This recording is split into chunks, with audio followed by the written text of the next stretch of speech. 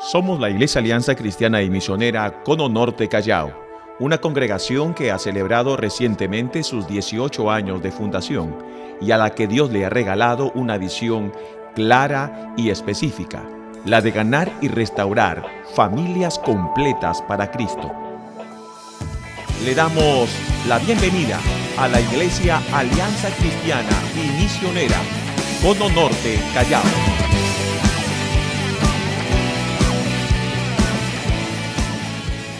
Amén, amén. ¡Feliz Navidad! Amén. Estamos muy contentos, hermanos, de estar aquí. ¿Cuánto decimos amén?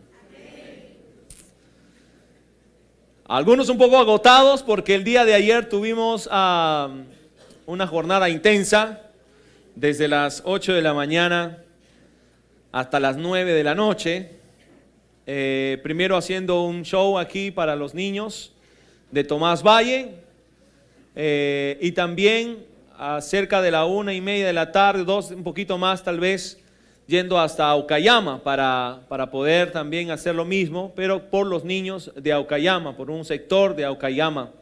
Y gracias al Señor por cada uno de nuestros hermanos que participaron, que sirvieron, y aún los que estuvieron de atrás también, de alguna manera, sirviendo. Más de 100 hermanos que fueron a servir de Tomás Valle. En las zonas también me cuentan que fue lo mismo.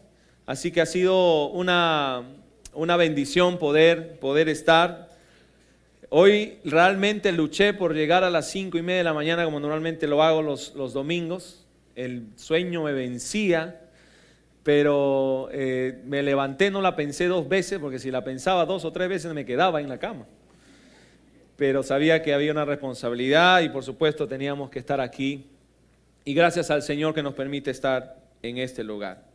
Mis amados hermanos, yo quiero compartir con ustedes un tema que está relacionado a la serie que estamos tratando en este mes, la última serie del año, que titula La Biblia y los desafíos de la vida. Se ha dicho mucho acerca de los desafíos, se ha hablado acerca de cuán importante es asumir los desafíos, no evadir los desafíos, porque podemos tener la convicción de querer tener más desafíos, pero a veces en el camino nos detenemos y decimos no lo voy a poder hacer, porque por alguna circunstancia genera temor, nos detenemos, ya no queremos avanzar. De hecho, cuando uno termina el año o cada año uno dice, pude haber hecho esto mejor, pude haber manejado mejor esta situación, y naturalmente eso a veces nos causa una sensación de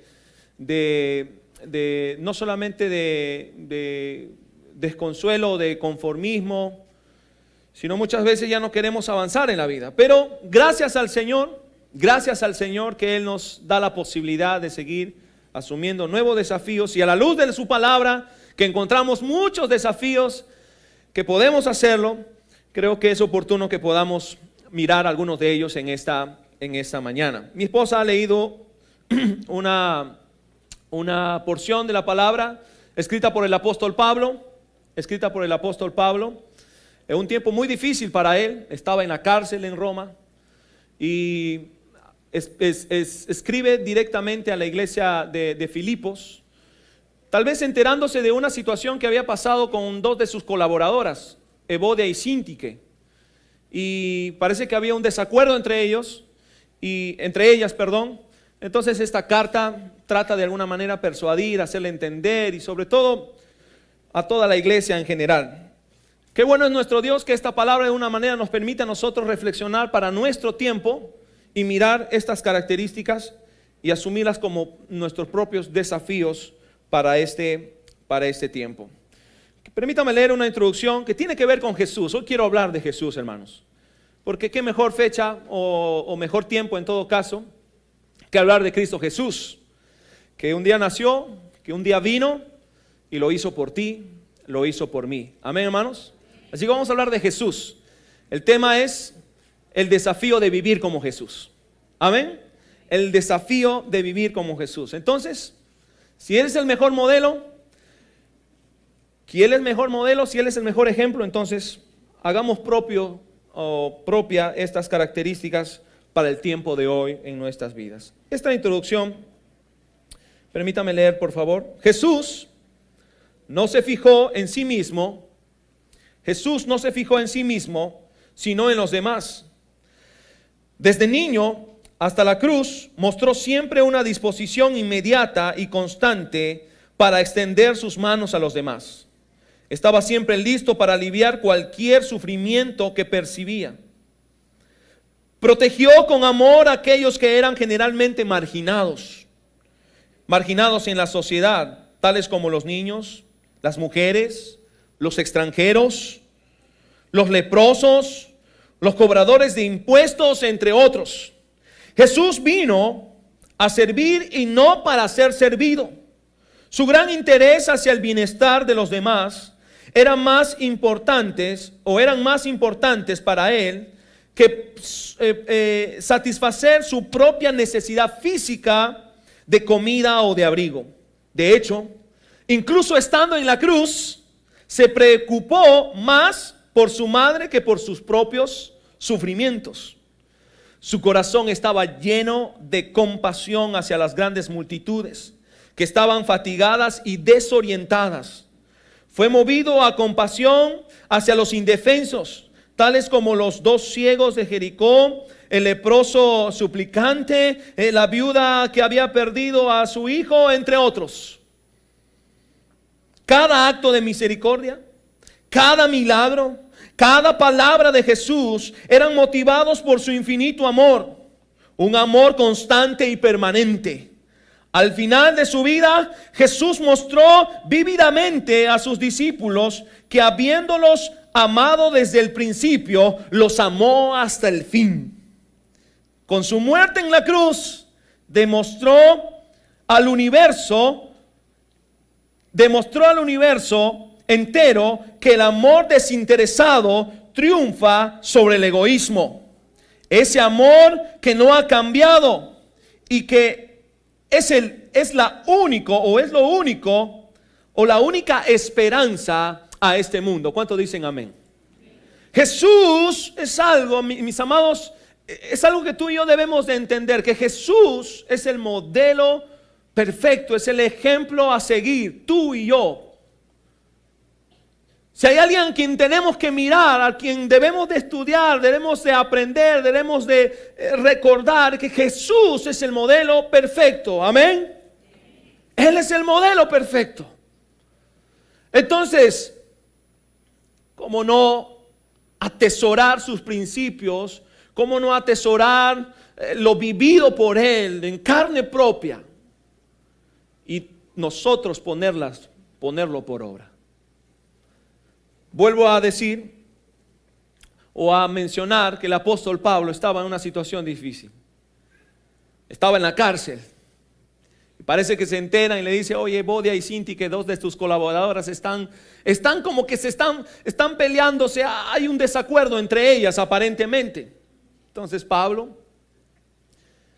escribe, muy sentido de esta situación, esta carta, recordando al mismo Señor Jesucristo. Porque ahí es donde nosotros tenemos que, siempre Jesús debe ser nuestro punto de partida, nuestra principal referencia. Entonces va a decir lo que ya mi esposa ha leído.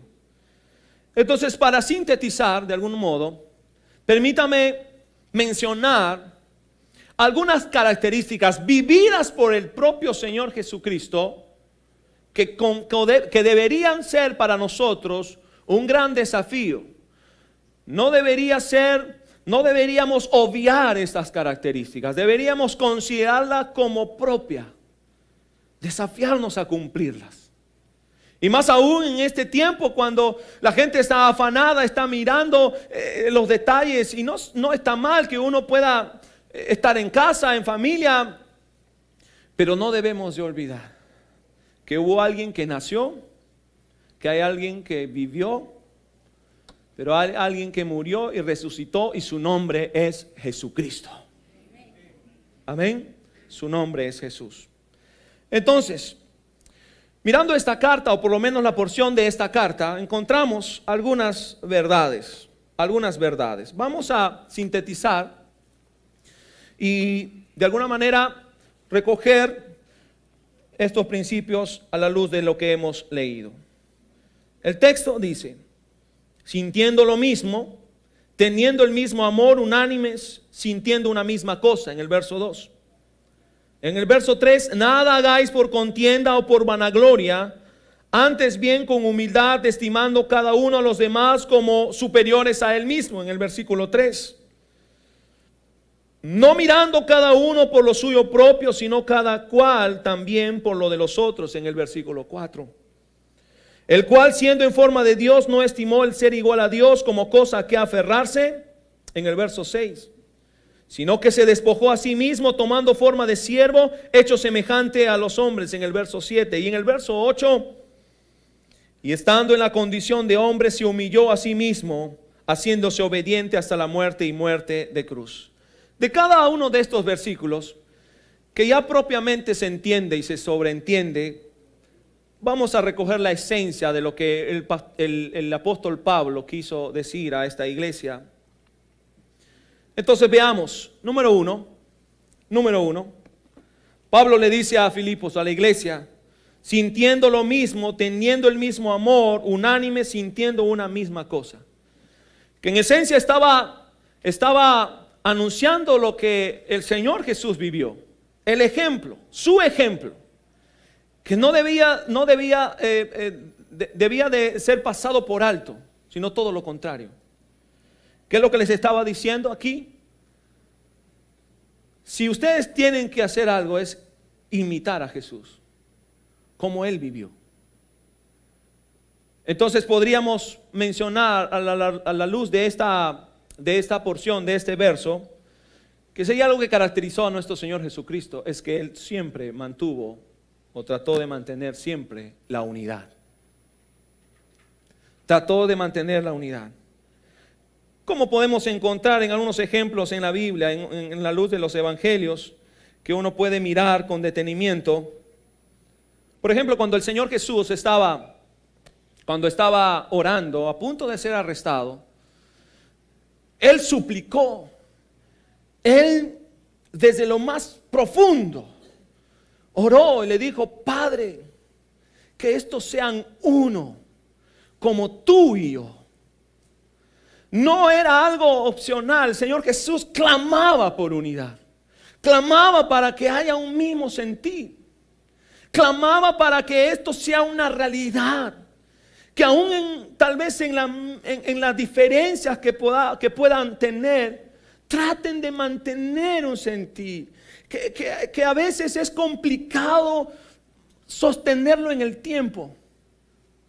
Pero Jesús estaba clamando ahí, diciendo: yo quiero que sean uno, como tú, Padre, tú y yo somos unos. La unidad, mis hermanos, no implica juntarnos o reunirnos en un determinado lugar y estar juntos. Puede que estemos en un lugar juntos, pero no necesariamente unidos. La unidad se manifiesta a veces de manera intencional. Cuando tenemos la voluntad de ayudar, de escuchar, de atender, de respetar al otro. Cuando tenemos la voluntad de encontrar ciertamente un consenso, porque no estamos pensando en nuestro propio beneficio, sino en el beneficio de la mayoría o del otro. La unidad se manifiesta de muchas formas, y esto, mis amados, fue lo que Pablo le estaba diciendo a la iglesia: manténganse uno, sean de un mismo sentir, porque eso fue lo que el Señor Jesús nos enseñó. Mantenerse unidos. Para Jesús no había diferencias. Para Jesús no había diferencias. De hecho, para el apóstol Pablo fue uno de los principales temas en sus cartas. Cuando uno va a Efesios, en el capítulo 4 encuentra al apóstol Pablo diciendo a esta iglesia: traten de preservar la unidad del Espíritu en el vínculo de la paz. La unidad, mis amados, es algo que debemos de sostener. Y ahora pensando que muchas veces por un malentendido y a veces por no tener la disposición de aclarar, de hablar, de conversar, se deteriora la unidad. En las casas, en la iglesia, en el trabajo. Entonces la unidad es algo que debemos nosotros de mantener, debemos de preservar, como el mismo Señor Jesús lo suplicó, lo reclamó, lo anunció, buscó que siempre se hiciera. Pero no solo eso, no solamente el Señor Jesús buscó mantener la unidad, sino cuando leemos en el versículo 3, nada hagáis por contienda o por vanagloria, antes bien con humildad, estimando cada uno de los demás como superiores a él mismo. El apóstol Pablo le está diciendo, ¿qué está pasando con ustedes? No están recordando lo más elemental, el legado que el Señor Jesucristo nos dejó. Y es precisamente que conservó la humildad. Para nada el Señor Jesús estuvo diciendo, no, yo me merezco esto. Y en todo caso, si no es así, yo no sigo predicando, o yo no haciendo lo que mi Padre me envió a hacer. ¿Cómo podemos mirar la humildad en Él? Desde su nacimiento, al nacer en un pesebre. Al nacer en un pesebre, porque pudo haber nacido en un gran palacio, porque tal vez se lo merecía. Pero por alguna razón, ese nacimiento en un pesebre tuvo un propósito, y claro que lo entendemos, claro que tiene un propósito, para enseñarnos a ser humilde. En muchas historias podemos ver la actitud de Jesús siendo humilde. A la hora de lavar los pies, ¿verdad? ¿Se acuerda? Lo más conocido de las historias de Jesús, tal vez. En Lucas en el capítulo 14, en el verso 11, dice, porque cualquiera que se enaltece será humillado, y el que se humilla será enaltecido. La humildad no es una actitud de bajar la cabeza y decir, mírame, soy humilde. La humildad no tiene nada que ver con alguien que dice, bueno, ya pues, ¿qué voy a hacer? Que todos me maltratan. No significa eso. La humildad es mucho más que eso. Es guardar nuestro corazón. Es vivir como el Señor Jesucristo. Como Él decidió, o en todo caso nos enseñó a que viviéramos. Y eso es lo que le está diciendo Pablo a la iglesia. Sean humildes. Tengan cuidado de vanagloriarse. ¿Qué está pasando con ustedes? Nada de lo que ustedes son, nada de lo que ustedes tienen es gracias a su esfuerzo, sino gracias a Jesucristo. Entonces la humildad es algo que debemos de conservar. Y el apóstol Pablo está siendo muy puntual ahí, está tratando de volver en sí a esta situación que estaba pasando en aquel entonces. Pero les va a decir más todavía. Versículo 4. No mirando cada uno por lo suyo propio, sino cada cual también por lo de los otros. No mirando cada uno por lo suyo propio, sino cada cual también por lo de los otros. En otras palabras, les estaba diciendo, aprendan a desarrollar generosidad, porque el Señor Jesús lo hizo. Y hay muchas historias que precisamente hablan de la generosidad de Jesús. ¿Se acuerdan? ¿Se acuerda de esa historia de los 5 panes y los 2 peces? Cuando Felipe vino a decirle, Señor, la gente está con hambre, no sabemos qué hacer. Y el Señor Jesús dijo, bueno, denle ustedes de comer. ¿Qué habrá pasado por la cabeza de Felipe, verdad? ¿Qué le está pasando al Señor? Le estoy diciendo que no hay comida y Él me dice que le demos de comer. ¿Cómo es esto? Y aquí es donde tenemos que precisar precisamente lo que significa generosidad, que es lo que el Señor Jesús desarrolló en su vida. Y es que la generosidad, mi hermano, no es dar necesariamente de lo que me sobra, sino muchas veces dar de lo que no tengo. ¿Se entiende? No necesariamente es dar de lo que me sobra, porque eso no sería un desafío, ¿verdad? Tú te imaginas al Señor Jesús, bueno, no hay, entonces diles, ahora sí que se vayan a casa. La generosidad, mis amados, es amor en acción. Y no tenemos que esperar que precisamente llegan estas fechas para que recién podamos reaccionar y decir, ahora sí tengo que ser generoso. Gloria a Dios por todos mis hermanos que se involucran en verdadera Navidad. Pero quiera Dios que ese sentimiento de generosidad o esa acción de generosidad sea una constante, un estilo de vida para cada uno de nosotros.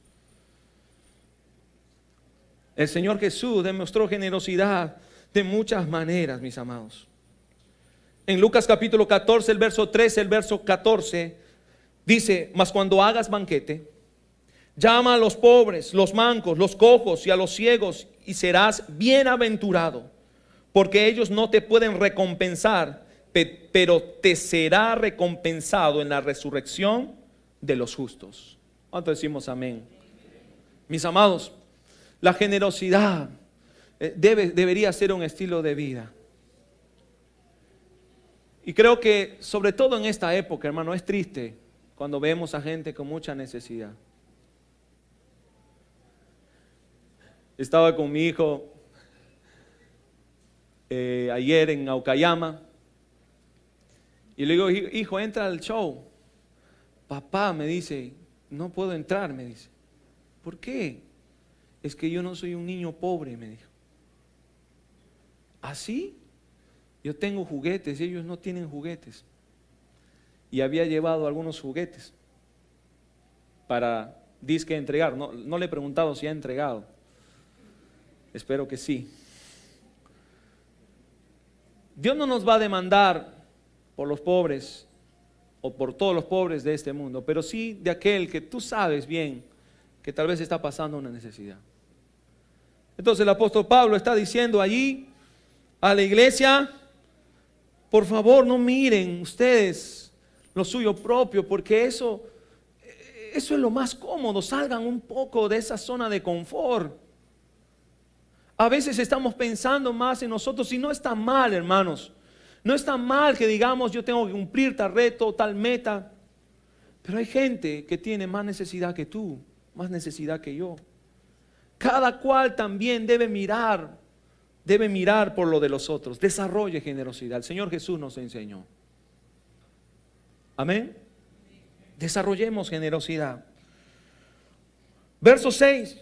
El cual siendo en forma de Dios, no estimó ser igual a Dios como cosa a que aferrarse. En otras palabras, el Señor Jesús nunca buscó una posición para ser reconocido. Él no dijo, miren, respétenme, miren, ya llegó el rey, llegué, así que todos venérenme. No. Nunca tuvo una actitud como esa. ¿Sabe cuál es el peligro que muchas veces cometemos o los errores que podamos cometer? Es que creemos que la posición es el alcance de éxito. Es el alcance de éxito. Y lo digo con mucho cuidado y mucho respeto. Me da mucha pena a veces que hay algunos que trabajan en el ministerio y están diciendo, no, si yo no tengo esta posición, si no me da esta responsabilidad, si no me dan este favor, estos privilegios, no voy a hacer nada. A mí mínimo ministro, a mí mínimo pastor, yo tengo que aparecer en el plan 2018. Y nada de eso, mis amados. No busquemos posición para ser reconocidos. No busquemos posición para ser enaltecidos. Todo lo contrario, mantengamos nuestro corazón humilde. Porque así el Señor Jesús nos enseñó. Su vida misma nos enseñó. ¿Te acuerdas los hijos de Zebedeo? Juan y Santiago, la madre viene y le dice, por favor, que mi hijo, uno de mis hijos esté en la derecha y el otro que esté en la izquierda. Por favor, ¿puedes hacernos ese favor, Señor Jesús? ¿Qué le dijo el Señor Jesús? ¿Se acuerdan? Que muy bien, claro que sí, no se preocupe, mamita, acá va a estar sus hijos a mi costado. ¿Dijo eso? Versículos, en Mateo capítulo 20, verso 26, verso 28, va a decir, y el que quiera ser el primero entre ustedes, sea su esclavo. De la misma manera que el Hijo del Hombre no ha venido a ser servido, sino a servir y a dar su vida en rescate por muchos. Y esa es la actitud que tú y yo debemos de tomar en este tiempo. Recordar al Señor Jesús que su ejemplo de vida tiene que ser para nosotros lo más deseado, lo más anhelado.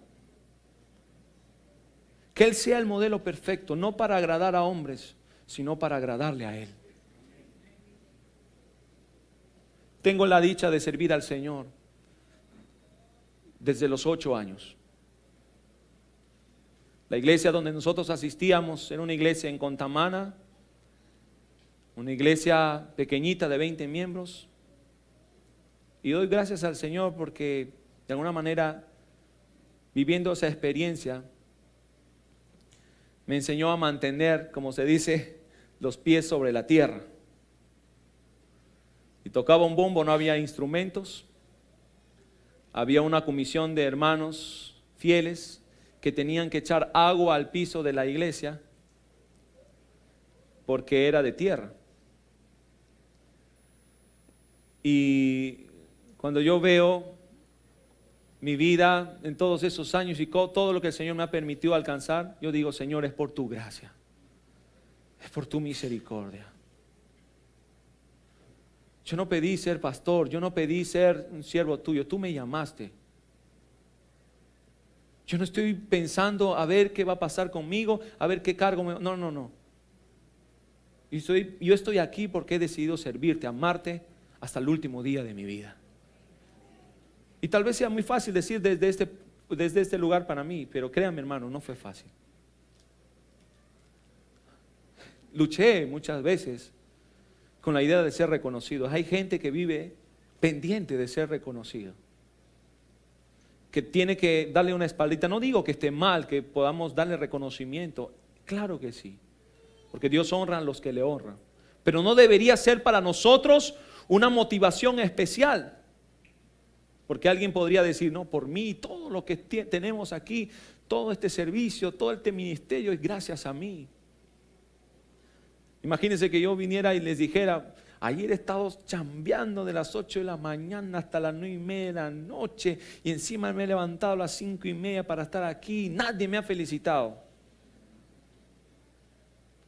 Eso sería realmente, yo diría, horroroso. Así que trate de mantener los pies sobre la tierra, porque si es lo que es y tiene lo que tiene, es gracias a Jesús. Amén. Desarrollando generosidad. No buscó una posición para ser reconocido. El verso 7 dice, sino que se despojó a sí mismo, tomando forma de siervo, hecho semejante a los hombres. En otras palabras, sirvió, mis amados, todo el tiempo, se hizo siervo. Él no vino para ser servido, sino vino para servir. Y lo hizo comprometidamente, no buscando comodidad, no diciendo, bueno, ahora me toca descansar, ahora tengo que hacer esto, no tengo tiempo para ello. Es más, ¿usted recuerda la historia del hombre de la mano seca?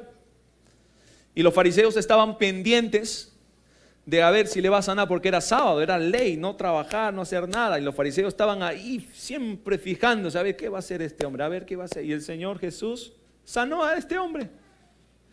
Dice que los fariseos ahí se preocuparon, fueron a acusar y empezaron a maquinar de cómo destruir, cómo matarle. Y para el Señor Jesús eso fue una actitud realmente que causó mucha tristeza, pero también mucho enojo. Servidor, y no me estoy refiriendo solamente a la iglesia, hermanos, sino en todo lugar donde vayan. ¿Podemos servir en el trabajo? ¿Qué dicen ustedes? ¿Podemos servir en la casa? ¿Qué dicen ustedes? ¿Podemos servir a la esposa? ¿A los hijos? ¿A aquel necesitado? Claro que sí. Tenemos que ser siervos. La traducción original es ser esclavos. Y nosotros sabemos que al que debemos de servir de manera comprometida, con la correcta motivación, es a nuestro Señor Jesús por todo lo que Él hizo por nosotros. ¿Sabe cuándo uno sirve comprometidamente con alegría, con gozo. ¿Sabe cuándo uno hace eso? Cuando reconoce que está agradecido o que estamos agradecidos por todo lo que Él ha hecho en nuestra vida. Si usted va a servir, recuerde siempre, ¿qué hizo Dios por ti? ¿Dónde estuviste? ¿O dónde estuvimos? Y ahora nos tiene aquí por su gracia y misericordia. Qué maravilloso, qué tremendo legado que nos dejó nuestro Señor Jesucristo. Sirvió comprometidamente. Finalmente, verso 8, y estando en la condición de hombre, se humilló a sí mismo, haciéndose obediente hasta la muerte y muerte de cruz. Antes, el apóstol Pablo les refuerza una vez más, que ustedes tengan el mismo sentir que hubo en Cristo Jesús. Entonces el apóstol Pablo, en resumen, les estaba diciendo, el Señor Jesús obedeció siempre, siempre estuvo dispuesto a obedecer. Es más, en muchas historias uno puede encontrar en muchos momentos cómo el Señor Jesús buscó hacer la voluntad de su Padre. Buscó hacer la voluntad de su Padre. Es más, cuando fue al templo por primera vez y estaba ahí en la sinagoga y sus padres José y María lo estaban buscando y se preocuparon porque no lo encontraron. Y luego de decirle qué estaba haciendo, él responde: en los negocios, ¿por qué me buscáis?, les dice el Señor Jesús.